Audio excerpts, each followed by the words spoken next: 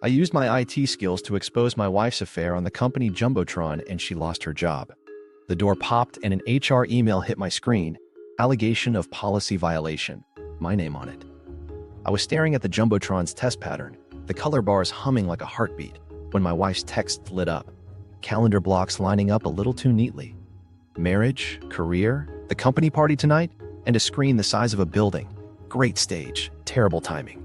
I promised myself receipts over rage. Consent first, policy tight, HR in the loop. No hacking, no peeking at personal anything. I started the clock and pulled the first log. If the truth is there, the systems will show it. They always do.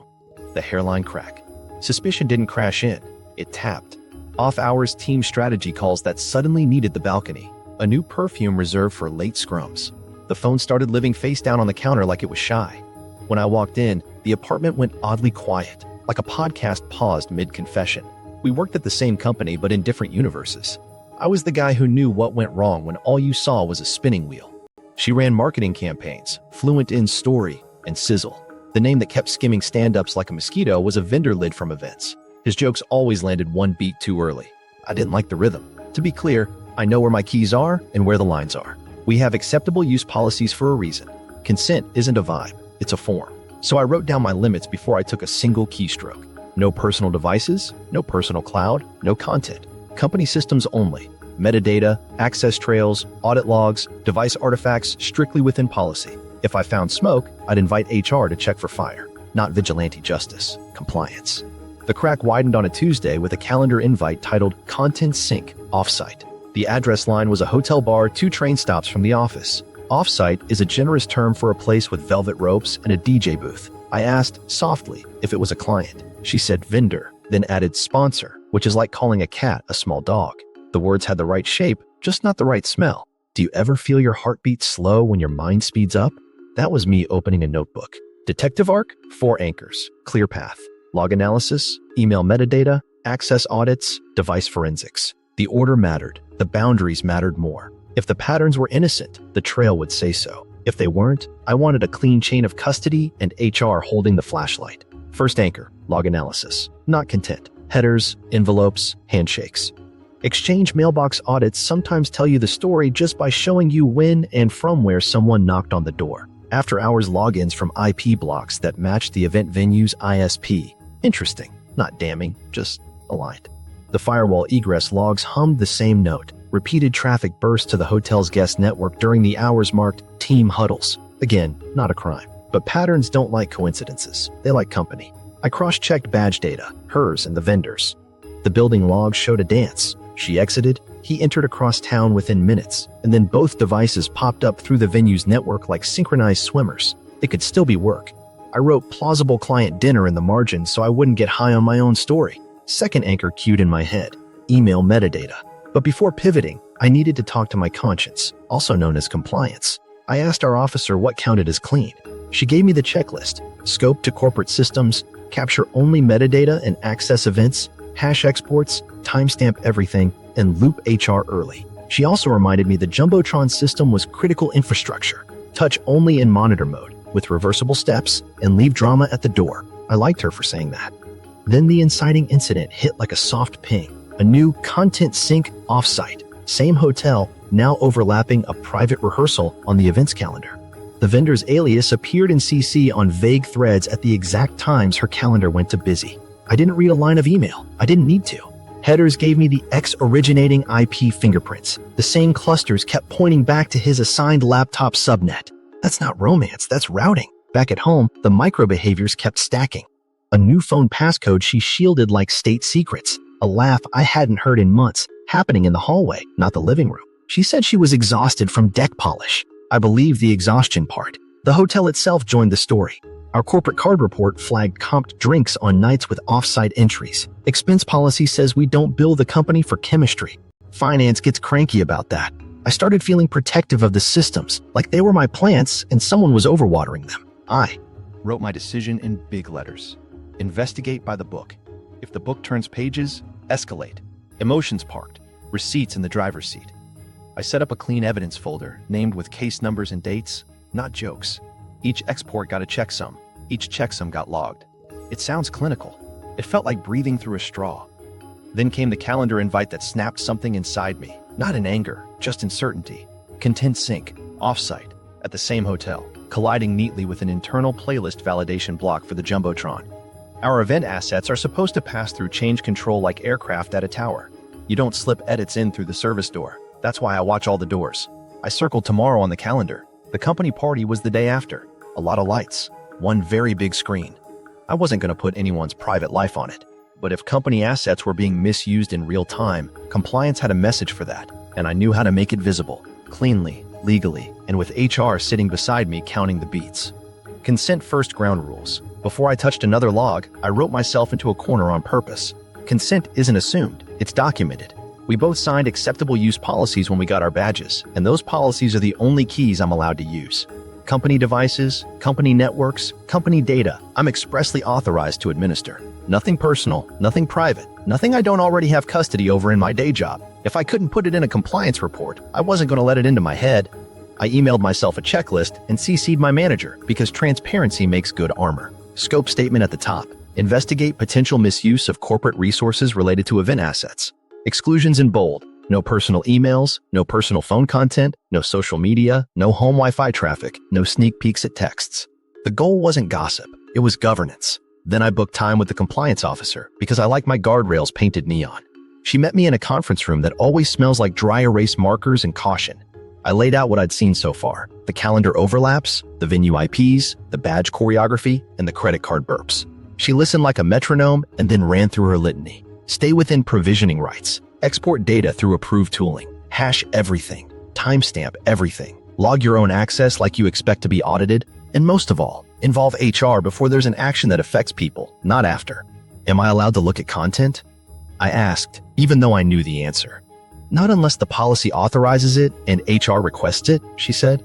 Metadata, access events, device artifacts that are strictly corporate? Yes. People's private messages? No. Your credibility depends on what you refuse to see. That line stuck to me. Your credibility depends on what you refuse to see. I wrote it at the top of my notebook like a banner. If I was going to break my own heart, it wouldn't be with a screenshot. It would be with an audit trail. There was a separate question I had to answer. The Jumbotron. It's not just a big TV, it's critical infrastructure. If you change anything on an event system, you do it under change control with reversible steps documented and a rollback plan. I pulled the runbook and highlighted the relevant parts. Monitor mode only. Overlay features can be enabled without interrupting primary content. I could already see the path I'd take if misuse repeated during the event. A compliance overlay that shows user IDs and timestamps, not names or gossip, and only after HR says go. All overlays must be pre-approved by HR if they contain any personnel identifiable data. Back at my desk, I built a clean work area the way you set a sterile field. New project folder on the secure share with limited access. Subfolders for logs, exports, hashes, notes. Each file named by system, date, and hash fragment. I added a chain of custody spreadsheet with columns for who exported what, when, how, and where it was stored. It sounds fussy. The point is to make the story tell itself to anyone who wasn't there. I informed HR, not with theatrics, but with a measured note. Subject line: potential misuse of corporate event systems, request for guidance. I laid out a timeline, attached sample metadata exports, and asked for a meeting to agree on scope and next steps. I was careful with my verbs. Suspected, not confirmed. Observed, not interpreted. Seeking direction, not demanding action. Rage loves verbs like punish and expose. I was writing for nouns: evidence, policy, process. When HR replied, the message was an exhale. They acknowledged the concern, appreciated the restraint, and scheduled a review with compliance and legal present. They also reiterated the boundary I'd already drawn. No access to personal content. No solo interventions, no public displays without approval. If a real-time misuse occurs during the event, the HR lead wrote, we may authorize a compliance overlay to preserve evidence and halt further violation. It must be factual, minimal, and reversible. Minimal and reversible. Good words. My job was to build a runway, not light fireworks. At home, I rehearsed what I would and wouldn't say if confronted. I'd stick to policy. I wouldn't offer theories. I wouldn't ask for confessions. I'd protect myself with the same care I protect our servers. Strong passwords, least privilege, no unnecessary ports open. Emotions like to kick doors in. Process prefers doorknobs and documented entry. The next morning, I added one more layer of consent. Written acknowledgement from my manager that I was acting within my administrative duties under HR's direction. Paper trails are boring until they're life rafts. He responded with a simple, approved, stay within scope and keep HR looped, which is just corporate for don't be a cowboy. I also drafted a playbook for the event night. Step 1, monitor access logs in real time with read-only credentials. Step 2, if an unauthorized permission change request appears, notify HR immediately. Step 3, upon HR's explicit instruction, enable the compliance overlay that displays system IDs, timestamps, and the nature of the event. No names, no accusations, no insinuations. Step 4, capture the overlay output to an evidence file, hash it, and store it in the HR secure workspace. Step 5, disable overlay and resume normal operations. Every step had a box for HR sign-off.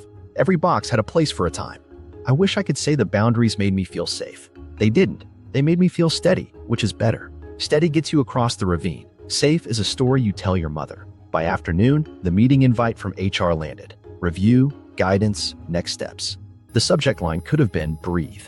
I closed my notebook and looked at the Jumbotron schedule. The party playlist had a gap labeled validation. I wasn't planning a spectacle. I was planning a mirror that only turned on if the room tried to lie. Detective arc begins, log analysis. 3 hours later, I was neck deep in timestamps. The kind of sea where currents have names and you can feel the tide turn. Exchange mailbox audit logs first. Nothing fancy, just the record of doors knocking and opening. Her account showed a neat picket fence of after-hours access spikes from IP ranges owned by the event venue's ISP. The pattern wasn't just late, it was loyal. Tuesday, Thursday, Saturday. Same window, same hop. I told myself it could be vendor coordination. I also wrote pattern loves routine in the margin so I wouldn't forget the itch. Meeting invites next. Subject lines with the nutritional value of air. Sync, touch base, warm up, AB. There's a tone to legit meetings. Anxious verbs, attachments with version numbers, people who hate each other copied out of necessity. These had none of that. What they did have was a consistent CC to a vendor alias that routed to exactly one human. The events lead who laughed one beat too early. On paper, that's not a crime. In my head, it was a drum.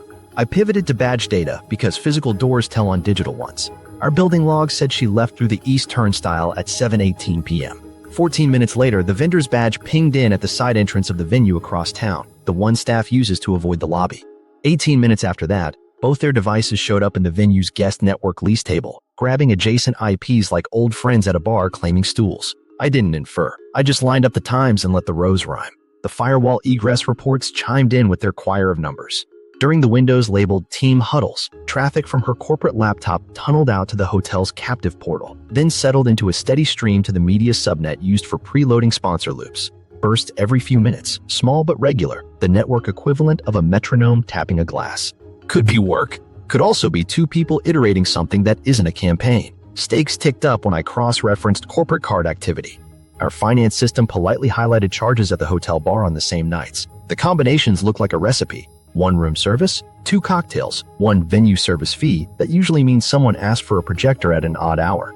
Expense policy frowns at romance disguised as stakeholder engagement. I flagged it as a potential policy collision, not a moral one. My job was the rails, not the train. Plausible deniability is a stubborn roommate. Client dinner, it whispered. Late rehearsal. It offered like a mint.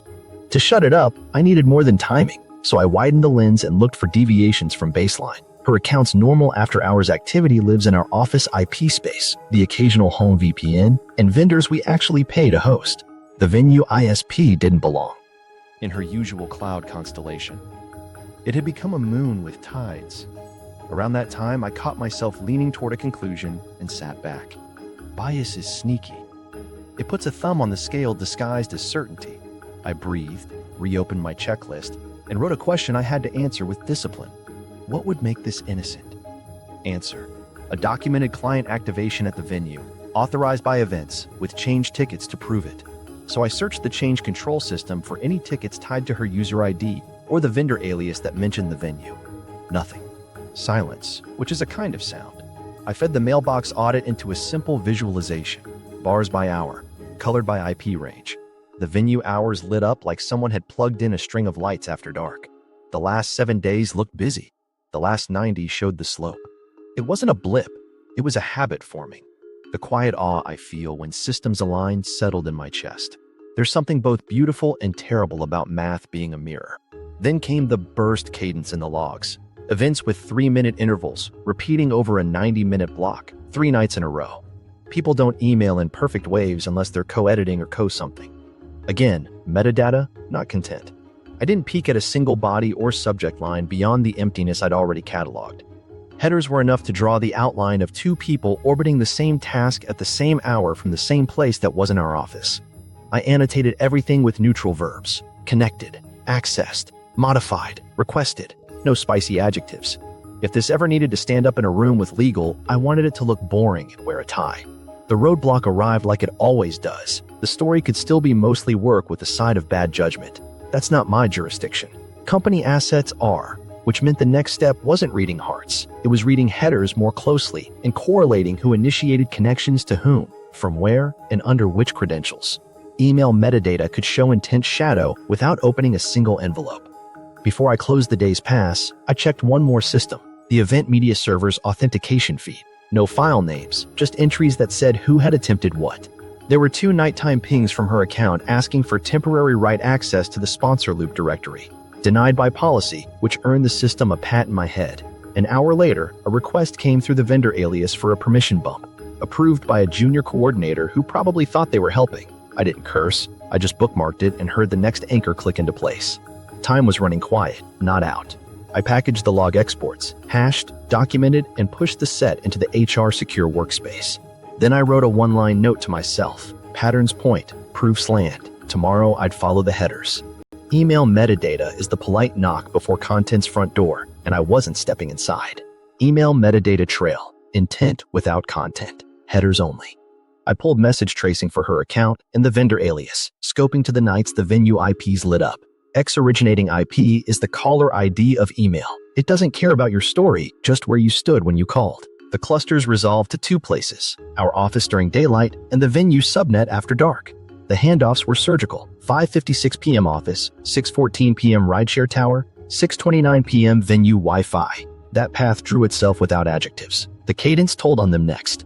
A burst pattern, 3-minute steps, like someone set an egg timer and wouldn't admit it. 6:33, 6:36, 6:39. Then a longer pause, then a fresh string. Real collaboration has mess. This had rhythm, no attachments of any size.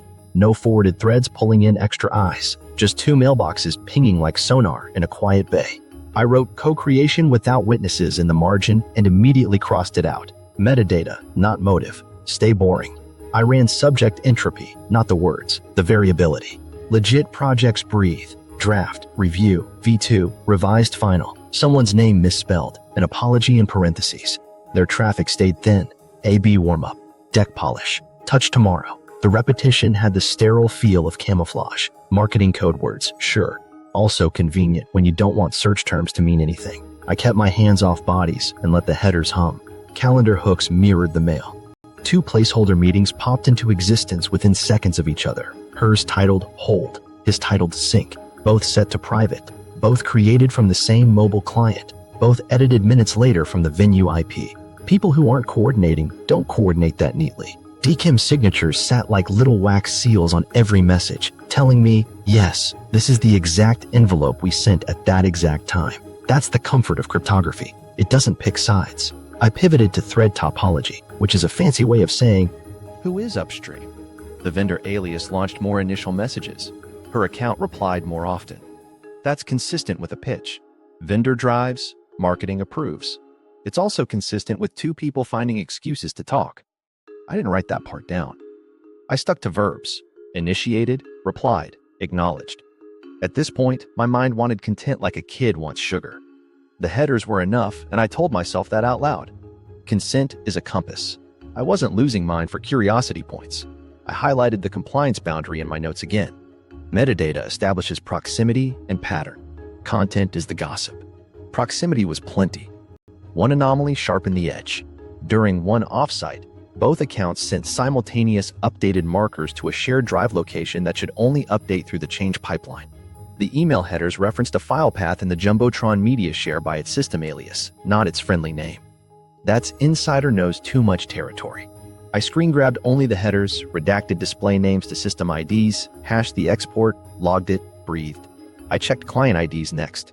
Email headers carry little fingerprints about the app: desktop, mobile, web. The pattern on off-site nights favored mobile-to-mobile quick hits, then one or two desktop sends routed from the venue's wired port that maps to the media rack. The vendor's laptop was the source of those. My awe ticked up. The audacity of treating a multi-million-dollar screen like a living room TV never fails to amaze me. I sent a summary to HR and compliance, timeline of message flows, IP movements, calendar mirroring, DKIM verified, no content accessed. The HR lead replied with exactly the sentence I needed. This supports your access and audit findings. Proceed to shared drive and media server access reviews. Maintain metadata-only posture. She also added, "Thank you for the restraint." I didn't realize until then how thirsty I was for someone to notice the brakes, not the engine. One more pass. Time zones. People forget email headers stamp UTC even when your laptop lies to your eyes. I normalized everything, laid the venue burst against badge swipes and the finance timestamps, and the graph tightened like a knot pulled tidy. The 3-minute rhythm overlapped with 2 permission change requests on the media share. When the requests failed, the burst slowed. When a junior coordinator approved the vendor's permission bump, the bursts resumed and grew shorter. That kind of coupling is rare outside laboratories and bad decisions. I kept a small joke for myself to stay human. A B warm-up. Apparently A was access and B was bad idea. I wrote it in my paper notebook, not the audit log. Humor is oxygen, not evidence. Before I closed the email chapter, I ran a quick check for external recipients. None. No clients, no sponsors, no actual vendor distribution lists. Just 2 accounts bouncing notes in a bubble, then touching the media server like it was a shared secret. The conclusion wasn't a headline. It was a footnote that underlined every other page. Coordinated, concealed interactions that mapped to venue presence and unauthorized change attempts. Intent without content. Enough to move. I marked the next anchor on my list: access audits on the shared drives and the Jumbotron media server. If email drew the map, the server logs would show the footprints. I wasn't hunting scandal. I was following policy's trail to where it went soft. Access audits, the crossing of wires. Shared drives don't gossip, they notarize. I opened the media server's access logs, the ones that read like a guest book written by robots. First entry that mattered: her user ID requesting write access to the sponsor loop directory at 8:11 p.m. Denied. The policy is strict for a reason: event assets live behind grown-up permissions. I felt an odd pride in the know. 90 minutes later, the vendor alias asked for a temporary share to the same folder. Approved by a junior coordinator with a note in the ticket. Quick tweak for tonight's vibe. Vibe is not a change control category. I flagged the approval, not the approver. Intent matters. Pressure matters more. The log stitched the timeline with millisecond precision. Her account uploaded a file named sponsorloopfinal.mp4 from an IP that belonged to the venue's wireless subnet. 40 seconds later, a second file appeared. Sponsorloop_final2. MP4 from the vendor's laptop on the wired port near the media rack. 20 seconds after that, sponsorloop_final.mp4. Classic naming chaos. The kind that happens when 2 people push in the same hallway and no one wants to step back. Buried in the audit stream was a comment string attached to the permission bump. Use my cut tonight? I didn't need the content of the cut. The context was enough. Policy doesn't care about romantic arcs. It cares about who touched the screen and why. I exported the access log slice, generated checksums, and parked everything in the HR secure vault with a chain of custody line that could pass a sobriety test. Then I zoomed out to the share's ACL history. Overnight, the vendor alias briefly gained modify rights outside the normal release window. There was no matching change ticket, no exec sponsor, no maintenance window. Just a permission spike that appeared, did its business, and vanished. If this were a heartbeat, a cardiologist would frown. I checked the media server session map. 2 active sessions overlapped from the venue. Her laptop on Wi-Fi, the vendor's on the rack cable.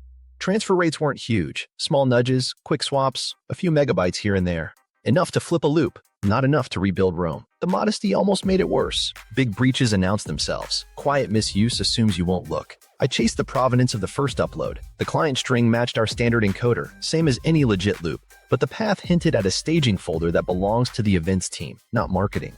Her user ID didn't have rights to that path on paper, and yet there she was in the logs, sidestepping with a temporary token that the vendor's account had minted. The token had a lifetime of 30 minutes. They only needed 20. Because I respect my future self, I wrote the sequence in neutral bullets. Request, deny, request, approve, upload, overwrite, overwrite again. Tokens issued, ACL modified, ACL reverted. No adjectives, no grandstanding, just verbs lined up like a spine. I sent an interim note to HR. Detected unauthorized permission change outside release window. Coordinated uploads from venue subnets. Temporary token bridging roles. Evidence attached, hashes included, scope maintained. The reply came fast. Received. Continue. Prepare to validate at event under monitor-only conditions. That was corporate for. We see what you see. Don't touch the hot stove until we're standing there watching. Back in the logs, one entry blinked at me like a lighthouse. The vendor's account attempted to roll back the folder permissions 10 minutes after the final upload. Cleanup instinct. Our system logged, attempted permission reversion, denied by policy, elevated role required. The audacity and the incompetence shared a handshake. I added it to the timeline and felt the all rise. Systems don't revenge, they record. I pulled the overlay systems config and rehearsed how it would look if HR called go. The compliance overlay doesn't do drama. It prints a small ribbon at the bottom of the Jumbotron with the event type, affected resource, user IDs, timestamps, and the policy clause invoked. No names, no faces, no screenshots, just cause, effect, and time. Minimal, reversible, factual. If misuse repeated live, the screen would show a mirror with numbers. I scribbled myself a micro-story to stay centered. 2 people tried to move a mountain with a sticky note. Then I got practical. I created an evidence archive of the access audits, zipped with integrity protection, added the checksums to the spreadsheet, and cross-referenced each line to the email metadata timestamps. The weave tightened. When the bursts hit in email, the file versions ticked. When permissions failed, the email cadence slowed. When the permissions spiked, the cadence accelerated again. Cause and rhythm. A small worry tried to sneak in. What if this is somehow sanctioned and I missed a memo? I searched again for any sanctioned process validation before the party. The only Validation on the calendar was mine, the one designed to catch misuse. The irony tasted metallic. I closed by noting the policy issue in language a lawyer could read without coffee. Privilege misuse on event assets, unauthorized temporary elevation, absence of change ticket, cross-roll token issuance, and live content pipeline interference. I wasn't angry. I was aligned. Facts had formed a shape I couldn't ignore. Next up was device forensics under HR's eye. Not to peek into lives, but to let the artifacts whisper what the logs had already sung. Device forensics. Corporate, not personal. Corporate forensics is like archaeology with a badge swipe. You don't pry, you brush. HR booked the room. Compliance brought the checklist, and I brought gloves of the metaphorical kind. Read-only tools, a write blocker, and a habit of narrating what I'm doing out loud so no one imagines extras.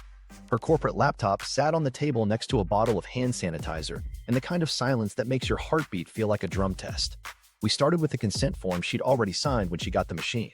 The acceptable use policy that spells out how IT can image a device for operational and security purposes. HR read the clause. Legal nodded. I acknowledged scope aloud.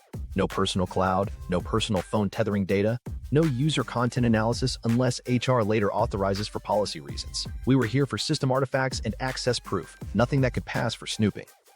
BitLocker status first. The drive was encrypted, healthy, and happily guarding secrets from anyone without the right keys, us included because we use enterprise recovery. I initiated a live triage to collect volatile details, open network connections, logged on sessions, recent USB devices. A venue projector had a unique signature. It tends to show up as a specific display adapter when you plug in with their dongle of the month.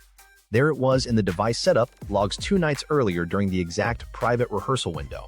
HR wrote the time. I whispered, of course it was, and we moved on. Timeline view next. Windows keeps a quiet diary in the background, prefetch files, shell bags, jump lists. They read like footprints of which folders were opened and when. Her recent items showed deck_client and PPTX sitting shoulder to shoulder with playlist event.json, our media server's local cache descriptor.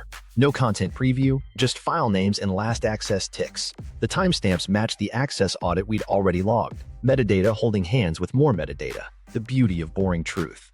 Wi-Fi profiles tell you where a laptop likes to call home. I queried stored SSIDs, our office, her apartment, and the hotel's guest network. Auto-join enabled. The connection history painted evenings like a skyline. Office Wi-Fi down, rideshare cell handoff, hotel guest network up, short hop to the venue's media pre-subnet. HR asked if we could see what she did there. Only that she was there, I answered. We stay with metadata. Credibility is measured by what you decline to see. Zoom caches are tidy gossips. They track meetings by IDs and timestamps, even when content never touches the disk. A recurring two-person meeting labeled Content Sync showed up outside work hours, launched from the hotel SSID twice, and the venue wired port once. I exported the cache index, redacted usernames to system IDs, and added it to the vault. Compliance, scribbled, pattern affirmed. I created a forensic image using our standard tool, sector by sector, hash calculated in real time. SHA-256 printed across the screen like a heartbeat, steady, identical when verified. We weren't going to dive into it today. It was a freeze frame for later if HR requested deeper review. Chain of custody form, signatures, media tag, the ritual that keeps stories from melting.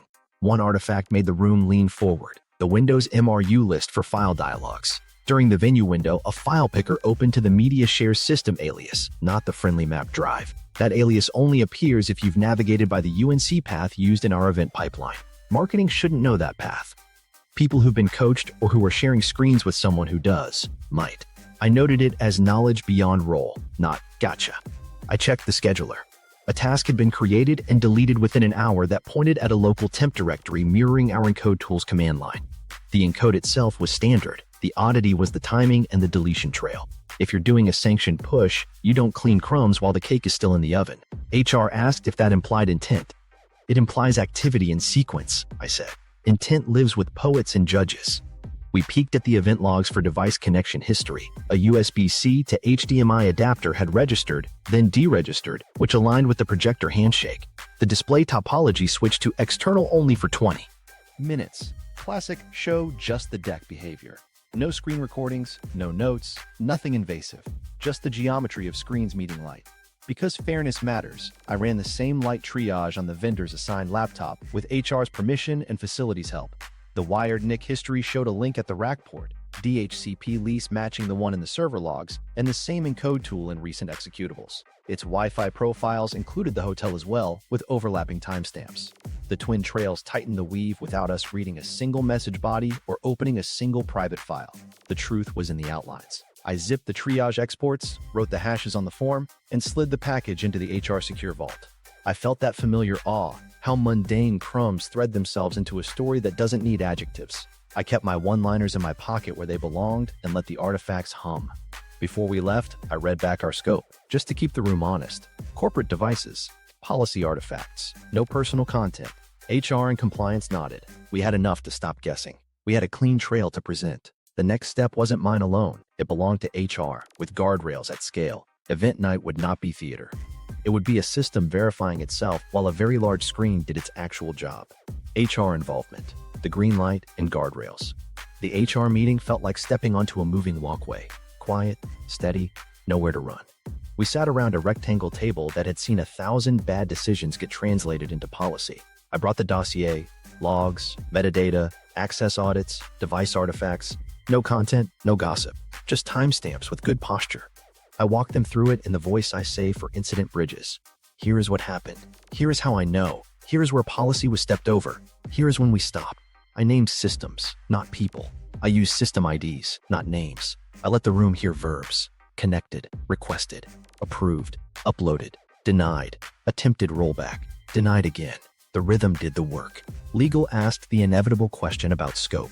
I slid the consent stack across. Acceptable use policy, manager authorization, compliance checklist, chain of custody records. We didn't access any personal content, I said. No texts, no private email bodies, no personal cloud. Corporate systems only, metadata and access events only. The GC nodded once, the kind of nod that means you can keep speaking. HR's lead leaned in. Do you believe there's a personal relationship? I have patterns that suggest coordinated activity offsite, I said. Intent is outside my scope. Policy misuse is not. Compliance smiled like a teacher when you show your work. Good, keep that separation. We act on the misuse, not the rumor. We moved to event night. I described the Jumbotron overlay in small, careful nouns. Compliance ribbon, user IDs, timestamps, event type, policy clause, minimal, reversible, factual. I showed the runbook page and the rollback steps. Monitor only until instructed, I said, and only if an unauthorized change recurs. HR must authorize in the room. The HR lead glanced at legal, then back at me. If the misuse repeats, Liv, we can authorize a compliance overlay to halt further violation and preserve evidence. She tapped her pen twice. No names, no speculation. System IDs and times only. We'll have observers present. You will not deviate. Understood, I said. I'll run read only until you say go and stop. I felt the steadiness land. Guardrails aren't cages, they're lanes. We set a protocol. HR would station 2 people in the control booth with me. Legal would be on call. Security would be briefed on escort procedure if restricted areas got guests. The events director would be looped in, not as a gossip recipient, but to manage production if anything hiccuped. We agreed on a hand signal for enable overlay, another for disable, and a polite phrase for the radio, initiate compliance validation. Corporate theater at its driest. I asked for one more thing, documentation in writing that the overlay was an HR action, not mine. They drafted it while we sat there. Authorization for real-time compliance display, signed by HR, countersigned by legal, acknowledged by me. The words did what Oxygen does. Boundary check, compliance said. If they stop before you display anything, we still have enough? Yes, I said. But a live violation is a clean proof, and it halts further misuse without a confrontation. I kept my tone flat. I didn't want to sound eager. I wasn't. I was ready. We talked consequences without relish. Administrative leave pending investigation if the violation is confirmed in room. Access suspension. Device surrender. Interviews. Policy citations that reference misuse of corporate resources. Privilege escalation. Conflict of interest risk. No mention of relationships. Facts, not flourishes. HR looked at me for the human question. Are you okay to run point? I'm okay to run process, I said. My feelings don't get root access. They gave me a small, genuine win. Thank you for keeping this clean, the HR lead said. People usually bring us screenshots. You brought us a system. I exhaled. Systems tell better truths. We set the clock. Event night, HR in the booth 15 minutes before doors. I'd run health checks early, preload the compliance overlay in a hidden state, and keep the audit console on a side screen. If their accounts touched the media share, a soft chime would ping my headset. Nothing public would happen without HR's nod. If nothing happened, nothing would happen. That mattered to me. Restraint isn't a pause, it's a decision. Before we broke, legal asked the last sharp question. If either party confronts you tonight, I'll defer to HR, I said. I won't discuss findings on the floor. I'll protect the production and the process. Good, she said. Protect the process. We stood, the rectangle table reclaiming its silence. On the way out, compliance handed me a printed copy of the authorization. This is your shield, she said. Don't swing it. I won't, I said. I just need it visible. In the elevator, the cables hummed like low thunder. I felt grief settle into one pocket and discipline into the other. I pressed the button for the events level and watched the numbers count up. The green light wasn't permission to perform. It was permission to stay boring while the truth walked in on its own. Event night. The setup at scale. Event night has a smell. Fresh cables, hot lights, nervous cologne. I badged into the control booth 15 minutes before doors. The Jumbotron loomed like a moon. I ran the pre-flight. Playlist clean. Transition smooth. Failover ready. The compliance overlay sat hidden behind a keystroke. Its ribbon configured to show system IDs, timestamps, and the clause number.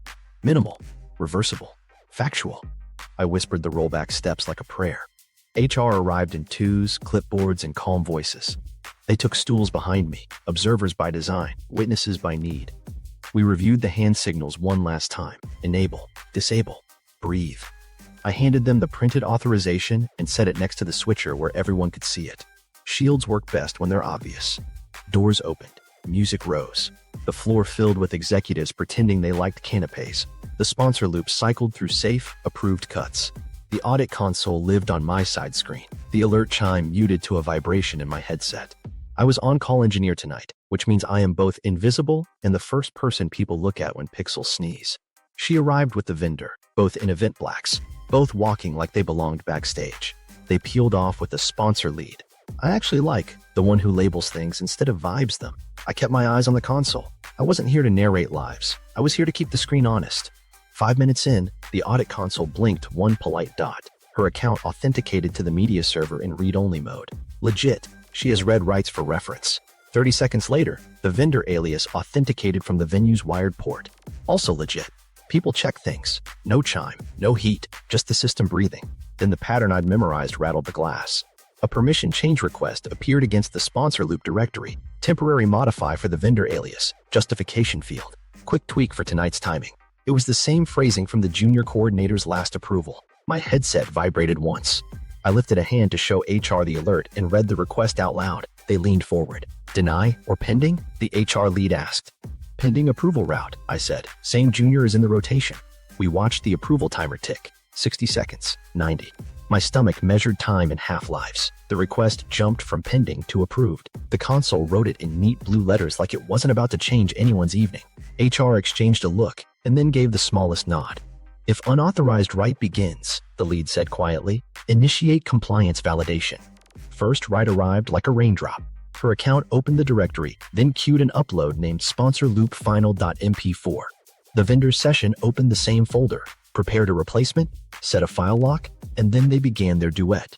Write, overwrite, rename. None of this belongs in the hour before a show without a change ticket. I said the words because saying them matters. Unauthorized write activity detected in live pipeline. The HR lead tapped twice on the stool. The agreed signal.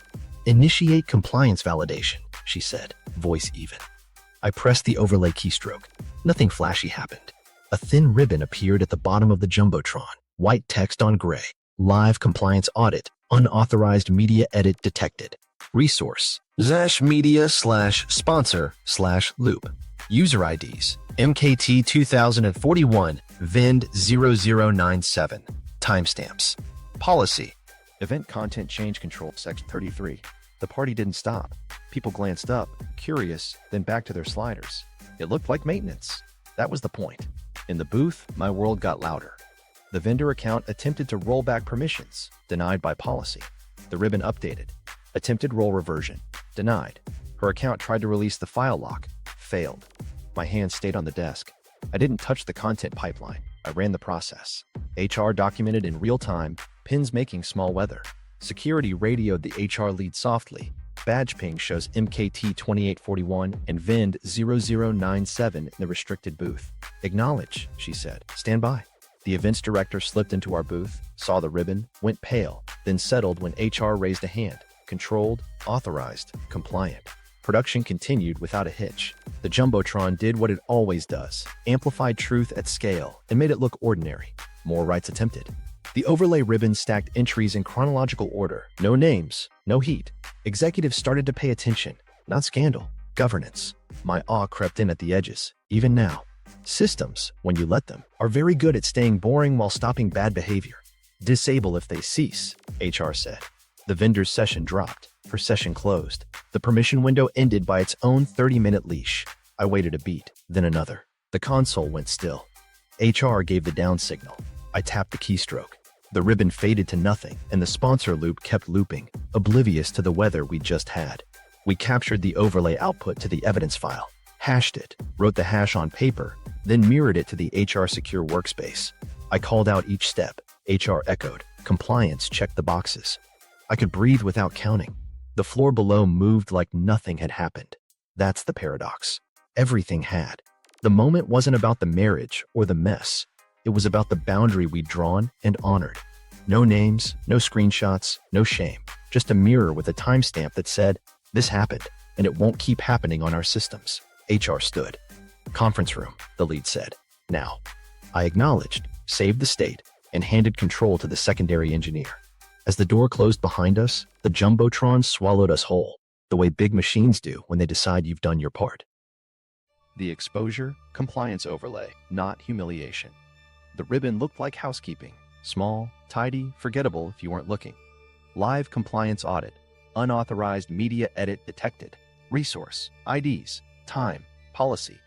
The room reacted like to a flicker, not a fire. A few heads tilted. A VP mouthed, "It thing," and went back to networking. Perfect. Facts doing their job without turning into theater. In the booth, the audit console scrolled like a calm heartbeat.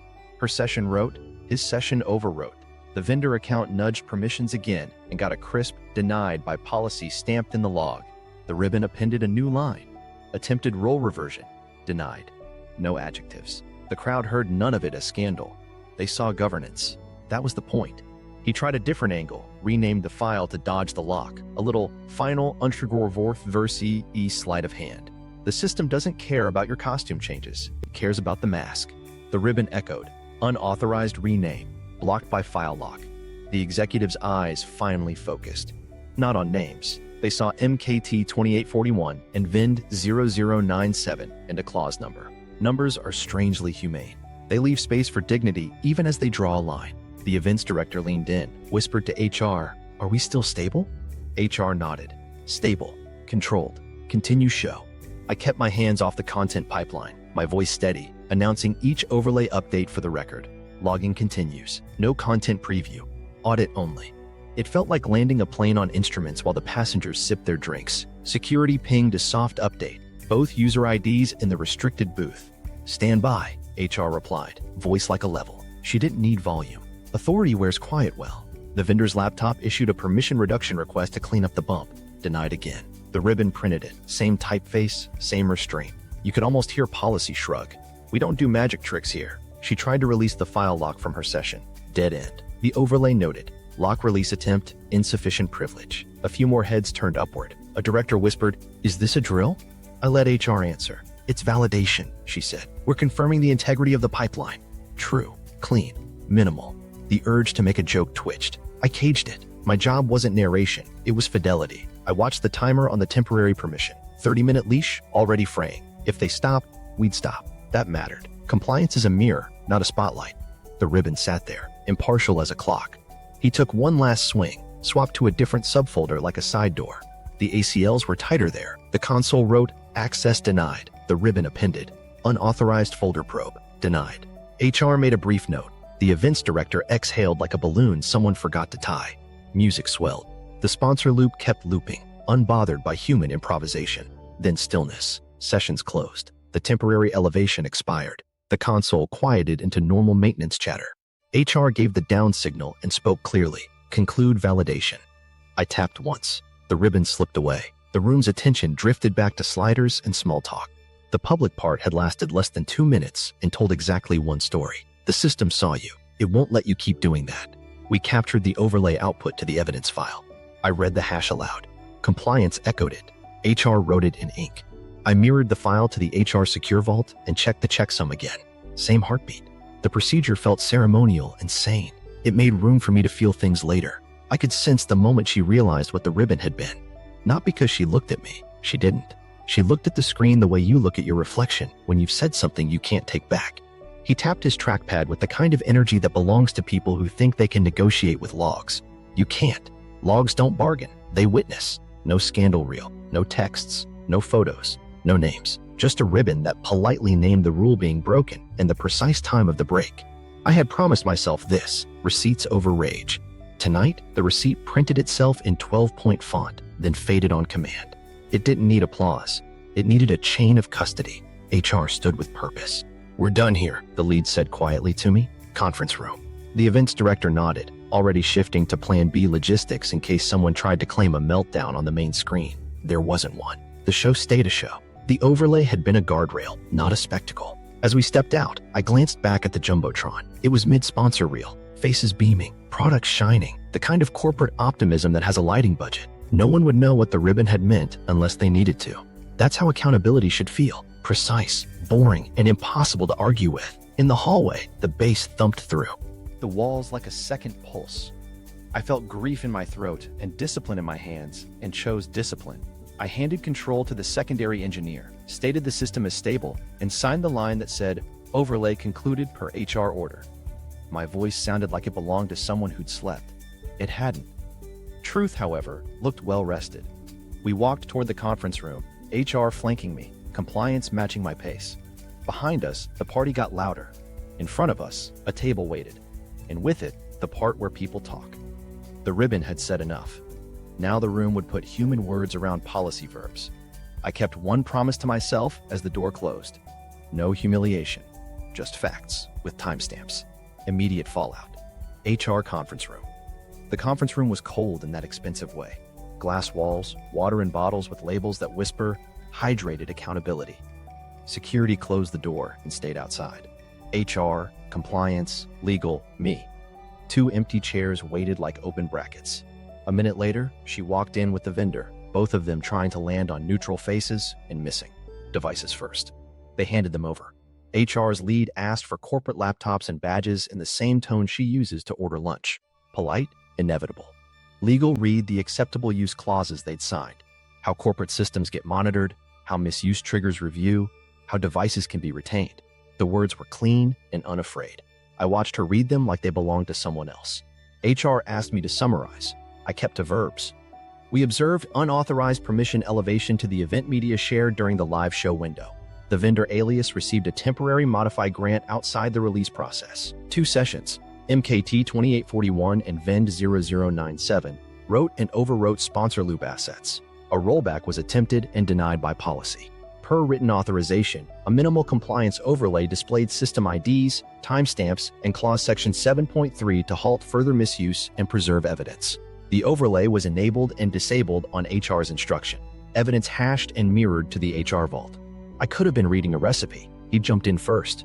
This was a client urgency, he said. Sponsor wanted a last-minute tweak. We had to move. The process was too slow. Which sponsor? Compliance asked. He said a name. Events had not briefed that sponsor for changes tonight. HR flipped a page and let the silence disagree with him. She looked at me. Was there a change ticket? No, I said. We checked the queue. No ticket tied to either ID, no sign-off, no maintenance window. My wife found her voice and wrapped it in a professional coat. We were fixing a timing drift. It was a production risk. Then why use a temporary elevation through a vendor alias, legal asked, instead of routing through events? Because, she started and then stopped. The stop was louder than the start. HR slid a printed timeline across the table. I knew every line. Badge entries, venue IPs, permission requests, overwrites, denials. We're not here about relationships, the HR lead said, steady as a ruler. We're here about misuse of company systems and conflicts that arise when process is bypassed. He leaned back, tried for casual. It's not misuse if the show stays up. Policy doesn't negotiate with outcomes, compliance said. It governs behavior. He pointed at the glass. You put us on blast. I shook my head. We displayed a compliance notice with system IDs for less than 2 minutes to stop a live violation. No names, no content. Approved by HR and legal in advance. She looked at me for the first time. Not angry, tired. You could have just told me. I did, I said gently. Through policy. Legal spoke like a stamp. Effective immediately, both of you are placed on paid administrative leave pending investigation. Your access is suspended. Security will escort you to collect personal items not connected to work product. HR will contact you to schedule interviews. Your cooperation is required. He reached for indignation and grabbed air. This is ridiculous. We were doing our jobs. HR flipped another page. Expense records show venue charges tied to your corporate card on nights with unauthorized access. The pattern predates tonight. Finance will review. We'll limit this to facts. She pressed a palm to the table like gravity needed help. I didn't think. She stopped. I thought it would be quick. The truth is worse than intent, I said before I could help myself, then corrected. The impact is worse than intent. Compliance slid copies of their signed acceptable use pages to them. You acknowledged monitoring and policy. You also acknowledged conflict of interest disclosure obligations. We see none on file. He tried one more tack. We were prepping for the party. That's the same thing. The party is production, HR said. Production has rules.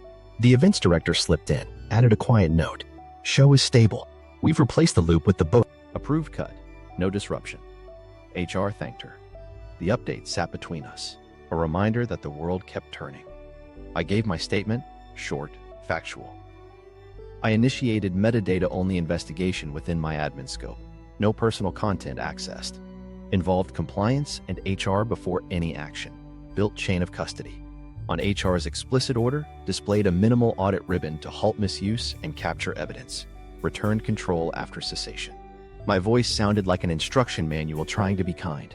She stared at the table. I'm sorry, she said, to no one and everyone. It wasn't a confession, it was a leak. HR noted it without dramatizing it. Acknowledged. The investigation will determine findings. They signed device surrender forms. Security returned, professional and quiet. 2 badges beeped their last goodbyes against a reader and fell silent. He walked out first, fast. She stood, hesitated like a record catching, and then followed. The door closed in a soft, expensive click. HR turned to me. Are you okay? No, I said, but I'm steady. Good, she replied. Steady is enough. She said a follow-up. A broader investigation spanning logs, finance, and interviews. Legal added, "Do not discuss this outside the need to know. Do not engage on the floor if approached." "I won't," I said. "I'll protect the production and the process." Compliance squeezed my shoulder like a post-it with feelings. "You kept it clean. Thank you." I nodded, eyes on the chain of custody sheet. It looked like a map home. HR gathered the folders. "We'll notify you of the outcome meeting," she said. "Get some air." I stepped into the hallway. The bass from the party pressed through the walls again, the same song pretending nothing had changed. I let a breath out that felt older than the room and walked back toward the booth, toward the part of my life that still answered to switches and verbs. The long week. Investigation, truth, and choices. The party ended. The paperwork began. Monday opened with an inbox that looked like a chessboard. Moves and counters, no queens left. HR's calendar invite said continuation, which is corporate for "we're not done." I wasn't a witness so much as a metronome. I kept time while the truth found its beats. Forensic deepening came first. Our CM ingested 90 days of mailbox audits, badge pings, media share access, VPN sessions, finance swipes. Patterns tightened like a drawstring. The venue IPs repeated, the 3-minute cadence echoed, the permission bumps popped up in the same evening windows. We found earlier uploads to a staging subfolder in the spring. Small changes, quick reversions, the same fingerprints. It wasn't a storm, it was weather. Finance stitched their thread through ours. Line items with charming euphemisms, client hospitality, activation prep, vendor liaison refresh, mapped to the same nights the logs sang. 2 bar tabs tagged to the vendor suite via card on file courtesy, 1 venue service fee that read like, "We asked for the projector after bedtime." Policy doesn't care about mint leaves and cocktails, it cares about misrepresentation. The finance analyst breathed a neat hum and added reconciliation review to 3 months of statements. No drama, just decimals. Interviews began. HR talked to the junior coordinator who'd approved the permission bump. He looked wrecked in the way people do when they realize good intentions are not a shield. "They said it was timing," he whispered. "I didn't want the show to slip." He didn't know about the policy clause number. Most people don't learn numbers until they trip over them. HR documented training gaps. Systems are only as strong as the people you don't notice. Colleagues offered observations without gossip. Chemistry is the word people use when they don't want to say the other ones. Calendar oddities surfaced. Private placeholders that moved together like magnets, holds that grew legs and walked to the same bars. No one saw texts. No one needed to. The outline held. I kept my world small. Console, checklist, sleep in uneven piles. I told 2 close friends in plain nouns. My marriage is in trouble. My company is investigating misuse. I'm okay to work. I'm not okay otherwise. They loved me by not asking for screenshots. New boundaries have to be practiced to be real. HR asked for 1 more export, a comparative baseline of her normal after-hours device activity from before the vendor appeared. The graph had a clear slope. Office, home VPN, the usual SaaS galaxies. Then the venue subnet started blinking like a low-frequency star. Patterns don't explain themselves. They invite a room to do it. HR kept the room honest. Midweek, I signed separation papers for access controls I'd written, just to hand them off temporarily. Least privilege applies to grief too. I wanted fewer knobs within reach. I didn't trust my hands near anything irreversible. My manager offered time off. I asked for routine. The screens were where my nerves remembered how to breathe. My lawyer called me careful in a way that sounded like alive. We talked about assets, disclosure, the choreography of separation. I wrote down adult sentences: file, protect, notify. I did not write why. Lawyers don't litigate why. They litigate what. It helped. HR's investigation memo grew bones. The sections were boring on purpose. Scope, systems examined, methods, findings, corroborations, policy clauses implicated. The phrase conflict of interest risk appeared more than once. Each time I read it, it felt like a door lightly closing instead of slamming. Restraint changed the acoustics. Compliance pinged me to sanity check their timeline against the overlay output. The hash matched, the entries lined up. The clause number sat in its quiet font like a lighthouse number. We had a story that didn't rely on how anyone felt. Feelings could come after. They didn't get to argue with the timestamps. On Thursday, I sent HR a final set of notes titled "What I Refuse to See." It had 4 bullets. No personal texts, no private email content, no personal devices, no off-scope searches. I wanted my refusal on record, not because I'm noble, but because credibility pays its bills in refuse. HR replied with a thank you that read like a hand on a shoulder from a respectful distance. The personal part kept making small noises. I moved into the guest room without speeches. I put my wedding photo in a drawer I never opened, not to be cruel, just to keep the room from lying. We didn't fight. We said logistics. Some endings are loud. Ours creaked. Friday morning arrived with an invite titled Outcome Meeting, HR, Legal. I stared at the words until they blurred and then unblurred. I put on the same jacket I wear to incident bridges. My hands wanted to shake. My calendar told them to sit. Before I left my desk, I wrote a sentence and stuck it to my monitor. Decide, don't perform. I emailed HR a note offering full cooperation with any remaining remediations and asked for one accommodation: no public details about me beyond necessary process. They agreed. Policy isn't kind, but people can be. I walked to the elevator, felt the hum in the cable again, the one that sounds like a machine reminding you it doesn't take sides. I didn't look at the Jumbotron on the way. I didn't need another mirror. The week had given me one that fit in a spreadsheet. I chose to believe that was enough to guide the last steps without tripping. Verdict day. Apologies and consequences. Verdict day didn't feel like a finale. It felt like a status page finally going green after a week of red. HR, legal, compliance, my manager, and me. Same rectangle table, same bottled water, fewer unknowns. I set my notebook down like it was heavy and waited for the clock to speak through people. HR led. We've concluded the investigation, she said, voice steady, pages squared. Scope: 90 days of access activity, finance reconciliation, interviews, device artifacts, and the live compliance overlay. Method: metadata-only examination within administrative rights, no personal content accessed. Findings: gross misuse of company resources, repeated bypass of change control, temporary privilege elevation via vendor alias, conflict of interest risk, substantiated through patterns and corroborations. Legal translated findings into gravity. The organization's policies were violated: acceptable use section 2.1, event content, change control sections 0.3, access management section 5.4, conflicts and disclosures section 9.2.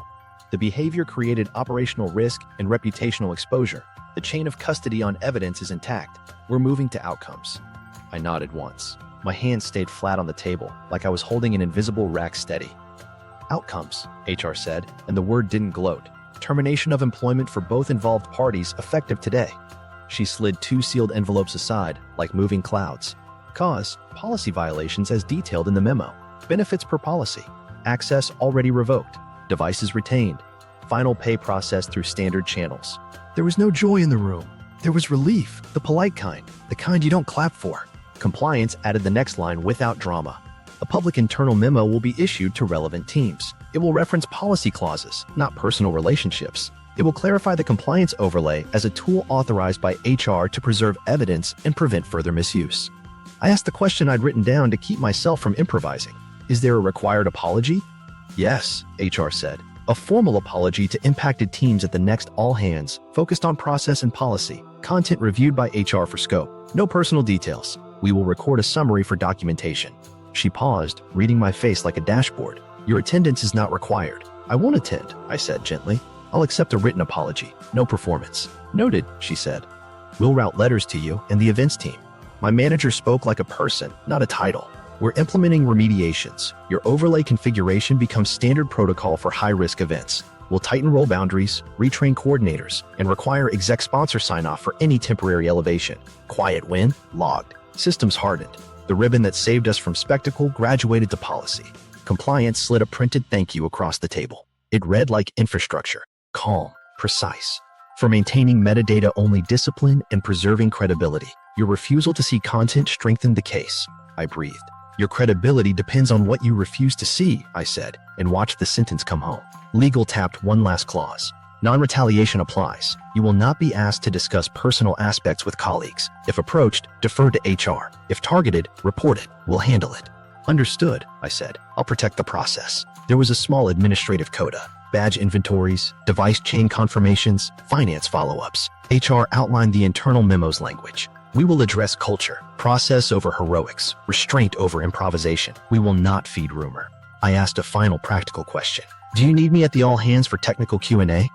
No, the events director said from the doorway, having slipped in like a clean edit. We'll script it. You've done enough. I looked down at my notebook, the page labeled what I refused to see. It felt like a ledger that paid out. Then I'm going to take a day, I said. I'll document the overlay as a standard play, hand off the runbook addendum, and step away. Approved, my manager said. Take care of yourself like you take care of systems. HR gathered the folders. One more thing, she said. We have their written apologies. Would you like to read them now or receive them later? Later, I said. I'm not a courtroom. She nodded. We'll send them. They acknowledge policy harm and operational risk. They will not mention you. I stood, returned my temporary access card for the investigation rooms, and tucked my pen away like it was a tool that needed rest. The table exhaled. People thanked one another the way professionals do when something hard stays clean. In the hallway, the building sounded like itself again. HVAC, footfalls, a printer making small snow. I walked to security, turned in a spare badge I'd forgotten I'd clipped to grief, and signed the line. That said, I was done for the day. On my way out, I passed the Jumbotron schedule. A new entry blinked. Compliance validation. Standard. No names, just a process. The screen was learning healthy habits. I took the stairs to feel something in my legs and called my lawyer from the landing. It's done, I said. I'm filing. He said steady like a benediction, and we set a time. Back at my desk, I placed two things in the drawer. The printed HR authorization and the sticky note that said decide, don't perform. I kept the door open. I didn't need to hide the tools that kept me human. The internal memo hit 10 minutes later. It read exactly like a system log. Scope, method, findings, remediations. Final line. Apologies will be delivered to impacted teams at all hands. Recording distributed to those who couldn't attend. I closed the message and watched my monitor go still. I returned my access cards to HR, collected a small box of keepsakes from the life we had in this building, and walked to the elevator. The cable hummed the same neutral note. When the doors opened, I caught my reflection in the steel and didn't flinch. The Jumbotron went black, somewhere above me, and I finally exhaled. Coda, what held me together? Restraint beats spectacle because restraint scales. Drama is hungry. It always needs a bigger stage and a louder mic. Facts don't. They travel on their own, in quiet shoes, leaving prints you can measure later. Every time I felt the itch to grab screenshots or open something I shouldn't, I remembered the ribbon on the Jumbotron. Numbers, not names, and I stayed with numbers. The story told itself better when I wasn't trying to narrate it into fireworks. Consent was my compass, and I kept it where I could see it. Not because I'm a saint, I'm not, but because I wanted my reflection to be someone I could keep living with. I said no personal content out loud more times than I can count, like a pilot calling altitude. Staying inbounds protected more than the case. It protected whatever version of me walks into the next room of my life. There are a dozen easy ways to be right and wrong at once. I picked the one where I could sleep. Policy is a shield if you don't swing it like a sword. It took work not to use it as a blade. The overlay authorization sat on the console like a small square shield. We raised it when misuse started, lowered it when it stopped, and didn't wave it around to make a point. That made the point. Parsing the clauses wasn't about gotcha. It was about keeping the production whole and the human salvageable. If you use policy to humiliate, the collateral damage is yourself. Privacy limits made me credible. I left personal devices alone, even when the ache in my ribs said, open the phone and end the suspense. Suspense is not an emergency. Curiosity is not a justification. The metadata did the work. The outline was enough. If anyone wanted to argue later, I could bring clean hands to the table and say, here's what we saw, and here's what we refused to see. Refusal is underrated. It's how you keep trust with people who weren't in the room. Humor kept air in the room, not snark, oxygen. My notebook has 2 dumb jokes no one will ever read, and those lines were the handrails I grabbed when the hallway tilted. When your pulse gets loud, you need something ordinary to hold. A B warm-up turning into access bad idea wasn't a line for the record. It was a line for my lungs. You can't file jokes with evidence, but they file you under human. The Jumbotron wasn't revenge. It was a mirror with a timestamp. Revenge needs an audience. A mirror needs light and angle. That's it. The ribbon came and went like a maintenance note. If you were meant to understand it, you did. If you weren't, you shrugged and asked where the sliders were. That felt right. Accountability should feel precise and boring, not viral. I learned not to argue with time. Timestamps don't take sides. They aligned across logs, badges, Wi-Fi profiles, finance lines, Zoom cache, ACL flips. When time says a thing happened, you can waste yourself yelling at it, or you can take the next correct step. The next step is smaller than you think. Hash the file, write the chain, drink water, email HR, call a lawyer, fold a shirt. Grief lives in big rooms. Healing rents very small offices and pays cash. I also learned that quiet allies matter. The compliance officer who said, don't swing it, probably saved me from the version of myself that wanted to flourish. HR's steady is enough kept my feet on the mat. My manager's document and step away gave me permission to be a person, not just a role. People underestimate the power of calm sentences handed to you at the right time. Next chapter?